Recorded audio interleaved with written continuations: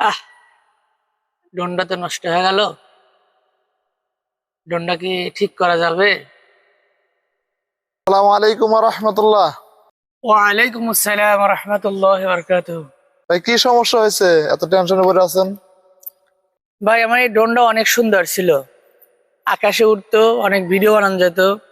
এখন এই ড্রোনে মোটরটা একটু সমস্যা। কোন মোটরটা? দেখি দেখি। এই মোটরটা এখানে একটু সমস্যা হয়েছে, যার কারণে এটা আর ওড়ে না। যে আহ, ভাই, আপনি কি জানেন এটা কোথায় ঠিক করা যেতে পারে? কত সুন্দর জিনিসটা এই মোটরটার জন্য নষ্ট হয়ে গেছে। আসলে ভাইয়ের অনেক শখের জিনিসটা নষ্ট হয়ে গেছে।